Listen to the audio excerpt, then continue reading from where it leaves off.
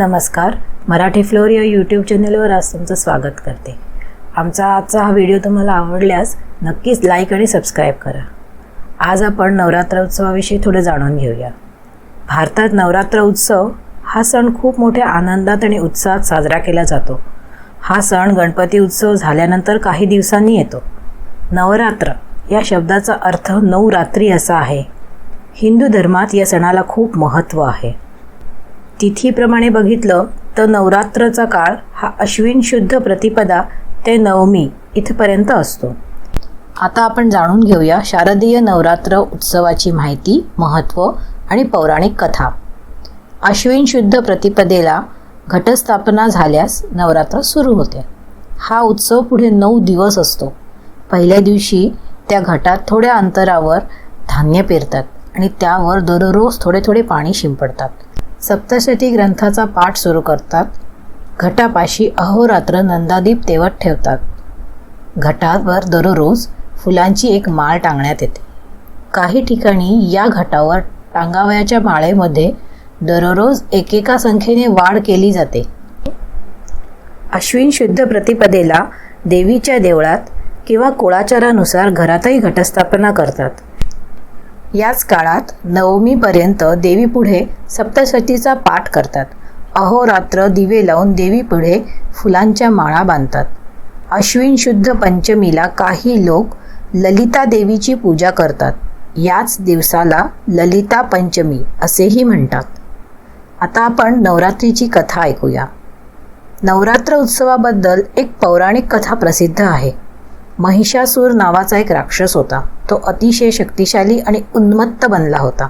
तो स्वतःच्या शक्तीच्या आणि सामर्थ्याच्या जोरावर मनुष्यांना आणि देवांना खूप त्रास देत होता. असे करून त्याने देव आणि मनुष्यांना बेजार करून सोडले होते. त्यामुळे भयभीत झालेल्या देवांनी ब्रह्मा, विष्णू आणि महेश यांची आराधना केली. ब्रह्मा, विष्णू आणि महेश यांना महिषासुराचा राग आला. त्यातून एक दैवी शक्ती निर्माण झाली, तीच माता जगदंबा. देवीने अश्विन शुद्ध प्रतिपदेपासून सतत 9 दिवस महिषासुराशी घनघोर युद्ध केले. 9व्या दिवशीच म्हणजे नवमीच्या दिवशी संध्याकाळी देवीने महिषासुराचा वध केला. विजयी झालेली देवी दशमीच्या दिवशी देवलोकी परतली, म्हणून या दिवसाला विजयादशमी असेही म्हणतात. नवरात्रीच्या 9 दिवसात रोज देवीच्या वेगवेगळ्या रूपांची पूजा केली जाते. आता आपण जाणून घेऊया की यावर्षी कुठल्या दिवशी कुठल्या देवीची पूजा करायची आहे. तर नवरात्राचा पहिला दिवस यावर्षी 15 ऑक्टोबर 2023 रोजी येत आहे. या दिवशी शैलपुत्री देवीची पूजा करावयाची आहे. दुसऱ्या दिवशी 16 ऑक्टोबरला ब्रह्मचारिणी देवीची पूजा करायची आहे. तिसऱ्या दिवस या दिवशी चंद्रघंटा मातेची पूजा करायची आहे. हा दिवस येतो 17 ऑक्टोबरला. चौथ्या दिवशी म्हणजे 18 ऑक्टोबरला कुष्मांडा देवीची पूजा करायची आहे. 5व्या दिवशी म्हणजेच 19 ऑक्टोबरला स्कंदमातेची पूजा करायची आहे. 6व्या दिवशी कात्यायनी देवीची पूजा करायची आहे. हा दिवस येतो 20 ऑक्टोबरला. 21 ऑक्टोबरला म्हणजे 7व्या दिवशी कालरात्री देवीची पूजा करायची आहे. 8व्या दिवशी सिद्धिदात्री देवीची पूजा करायची आहे, म्हणजेच 22 ऑक्टोबरला.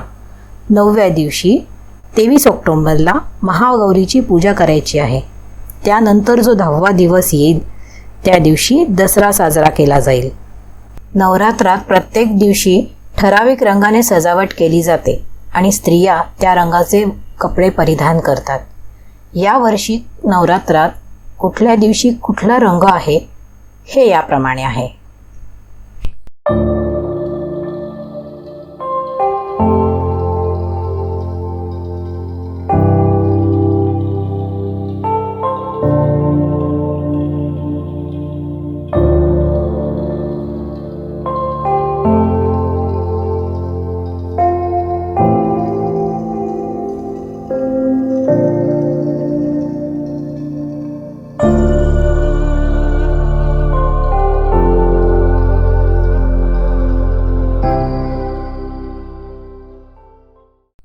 वर्ष 2023 मध्ये अश्विन प्रतिपदा तिथी 14 ऑक्टोबर 2023 रात्री 11:24 ते 15 ऑक्टोबर रात्री 12:32 आहे. त्यामुळे उदय तिथीनुसार शारदीय नवरात्र हे 15 ऑक्टोबर 2023 पासून सुरू होत आहे. शारदीय नवरात्रीच्या प्रतिपदा तिथीला म्हणजेच पहिल्या दिवशी 15 ऑक्टोबर रोजी सकाळी 11:44 ते दुपारी 12:30 कलश स्थापनेचा मुहूर्त आहे. या वर्षी कलश स्थापनेसाठी अवघ्या 46 मिनिटांचा अवधी मिळणार आहे. मित्रमैत्रिणींनो, आपल्यापैकी बरेच जण नवरात्रीमध्ये गरबा खेळायला नक्कीच जात असाल. आता आपण थोडंसं गरबा या शब्दाविषयी जाणून घेऊ. गरबा हा शब्द गर्भदीप या शब्दापासून तयार झालेला आहे.